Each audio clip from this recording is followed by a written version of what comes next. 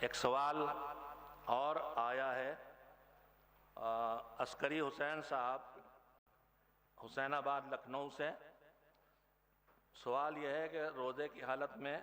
نامحرم سے بات چیت کرنے سے کیا روزہ باطل ہو جاتا ہے؟ یہ سوال ذہن میں کیوں پیدا ہوا میں پہلے وہ بتاؤں۔ ہماری مشترک فیملیز ہیں، ایک گھر میں 3 سگے بھائی رہتے ہیں، لیکن ان 3 سگے بھائیوں کی بیویاں ان بھائیوں کے لیے محرم نہیں ہیں، چاہے وہ بڑی بھابھی ہوں چاہے وہ چھوٹی بھاوج ہوں، یہ نامحرم ہیں۔ ہمارے کلچر میں دھیرے دھیرے گھر کے اندر کا پردہ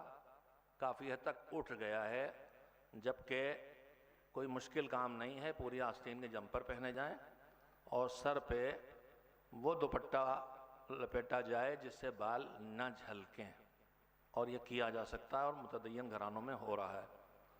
ان نامحرموں سے تو بات ہوتی رہتی ہے جس میں خالہ داد، پھوپھی داد، بہنیں بھی ہیں، لیکن اب یہ سوال اس لیے پوچھا گیا ہے کہ اب یہ بات چیت سے مربوط سوال نہیں ہے، یہ چیٹنگ سے جڑا ہے۔ بات چیت ہم آمنے سامنے بیٹھ کرتے ہیں، لیکن اب بڑی مصیبت، اور یہاں لکھنؤ کے نخلو کی زبان میں نالت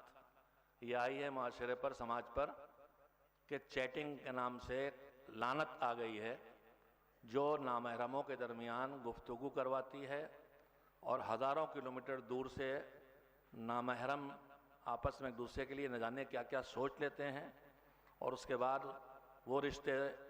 قائم ہو جاتے ہیں میاں بیوی کے جو کسی صورت کبھی مذہب کے لحاظ سے جائز نہیں ہوتے، کبھی سماج کے لحاظ سے جائز نہیں ہوتے ہیں۔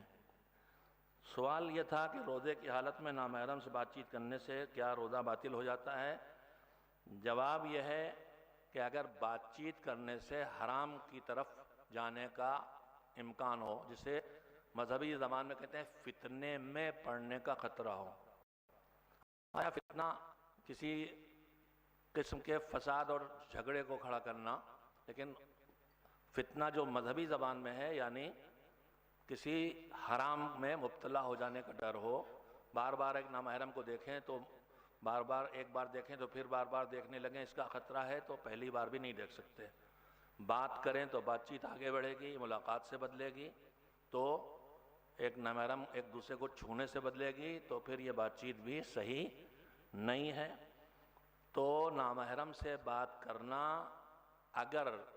بہکنے کا ذریعہ بننے والا اور حرام تک پہنچانے کا، تو وہ روزہ ہو چاہے روزہ نہ ہو حرام ہے۔ روزے کی حالت میں بھی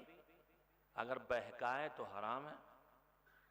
اور نہ بہکائے تو جائز ہے لیکن بے انتہا ناپسندیدہ ہے۔